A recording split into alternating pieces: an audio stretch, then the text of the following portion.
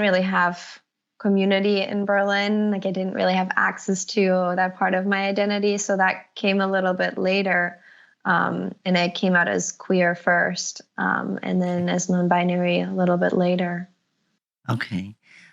So did you came here by yourself? Your family is still in Germany? Yeah. Did they know you came out? Yes. Okay, cool. And now they support it and everything, right? They're very supportive. Okay. This past year, I took my mom to Berlin Pride for the first time. She Oh, loved wow. it. That's awesome. It's a very Yeah. proud moment. Okay. So, what about your photography? Do you are you already always interested in photos, images, or is this all like come later when you kind of change your identity?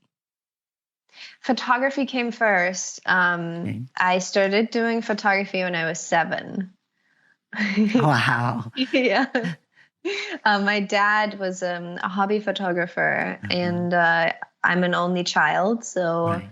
there was a lot of alone time as a kid. Mm. And the camera was like my salvation. Uh-huh. It was like it gave me a purpose when I was alone, and I had nobody to play with. And photography was like, I don't know, then I could run around alone for hours or with my parents Hmm. and still like have something to do. Right. And so I always stole my dad's camera. And then when I was 9, he gave me one of his old ones, Wow. and it was like it just clicked, and it has been like such a huge part of myself for my entire life. Like I don't really know my life without photography. Hmm.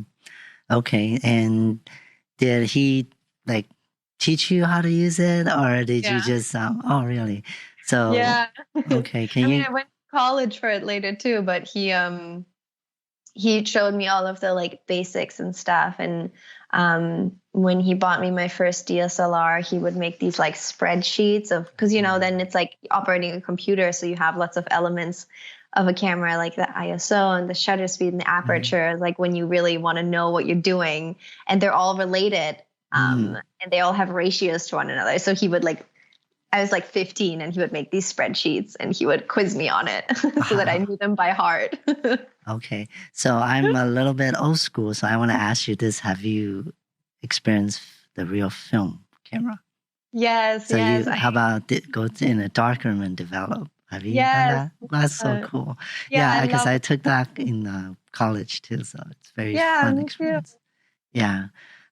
So in our digital world, it's we don't have to do a development anymore. So Yeah.